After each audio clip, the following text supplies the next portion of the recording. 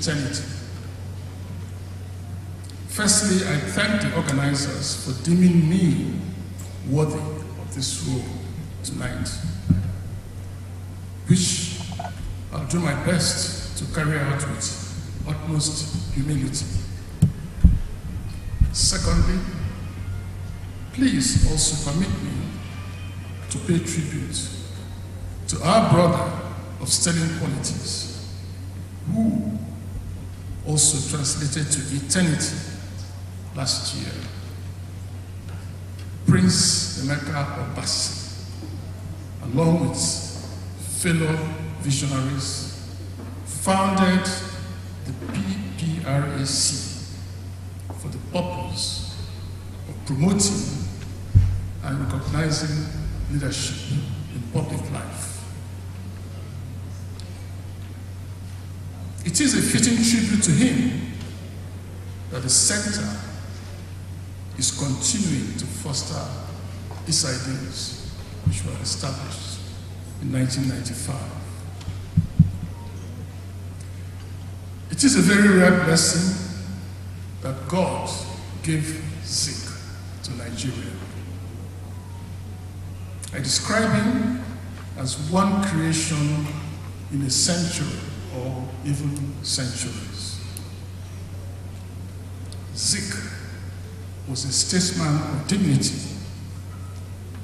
an unrepentant nationalist and Africanist, a sagacious politician, a philosopher par excellence, a pioneer African anthropologist, a combative and unrepentant journalist against colonialism, both in Ghana and in Nigeria.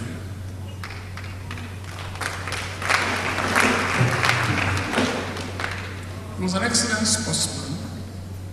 Whilst he was a student in America, he actually offered to represent Nigeria at the Olympic Games, even in those early days.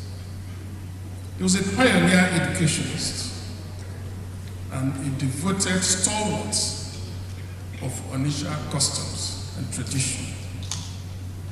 He was also an occasional businessman and a quintessential humanist, a jocular humorist, and a loving husband and father, and a man of the people, and many more.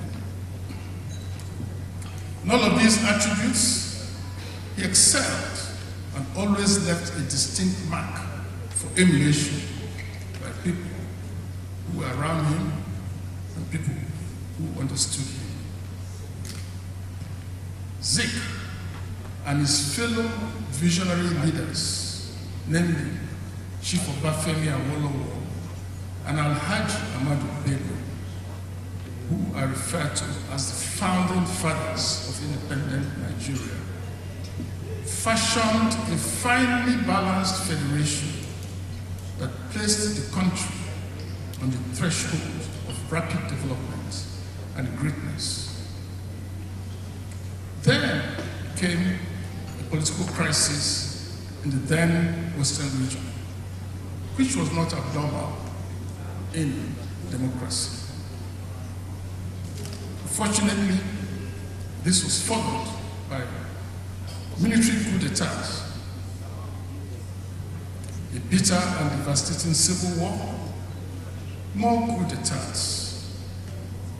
In the process, those that found themselves at the helm of government experimented with other forms of constitution other than our original one, fashioned by our founding fathers, until today, when we have a winner-take-all unitary government, which still calls itself federal in name, but not in practice.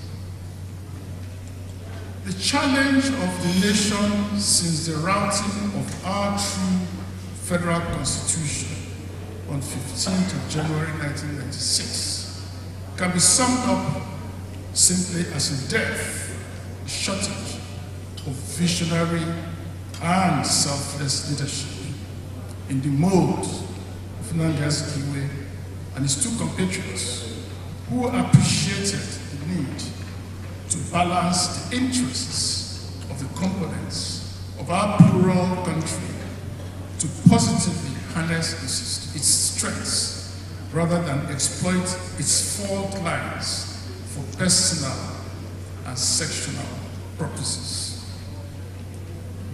It's against the foregoing background that we must value the place of Nnamdi Azikiwe in history, as well as the labors and the efforts of the PPRAC to uphold his legacy and create this award series to recognize leadership in public life. Zik has been honored in diverse ways. There's a university named after him, an airport named after him, several university halls of residence and libraries, streets, roads, and avenues.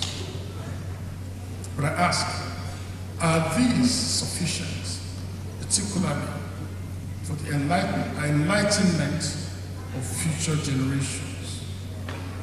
My answer is no, because I believe there is a need to create opportunities for the propagation of the philosophy, the thoughts, and the ideals of Zik, such as our event of today and the two lectures that took place last Thursday, which was his birthday at Abuja and at Nnamdi Azikiwe University at Awka.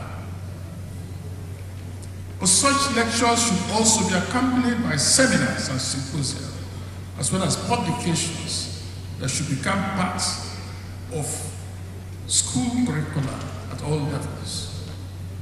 Other countries are eternally proud of their leaders. Thankfully, two establishments have come up to fill this gap, one successfully and the other still under the arrest of the Federal Ministry of Works. And I'm glad that Honorable Commissioner, my friend, Shiflai Mohammed, is here to testify to that.